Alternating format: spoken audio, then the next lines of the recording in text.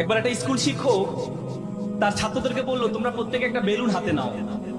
প্রত্যেকে একটা বেলুন হাতে নিল, বলে যে প্রত্যেকে বেলুনের মধ্যে তোমার নামটা লিখো। প্রত্যেকে তার বেলুনে তার নামটা লিখলো। লিখার পর বললো যে তোমরা বেলুনটা ছেড়ে দাও। প্রত্যেকে তার বেলুনটা ছেড়ে দিল। ছেড়ে দেওয়ার পর শিক্ষক বললো, তোমরা এক কাজ করো, যে বেলুনটা ছেড়ে দিয়েছো সেই বেলুনটা তুমি আবার খুঁজে নাও, তোমার বেলুনটা তুমি খুঁজে নাও। প্রত্যেকে তার বেলুনটা খুঁজলো, কিন্তু 5 মিনিট ধরে তারা বেলুনটা খুঁজে পেল না।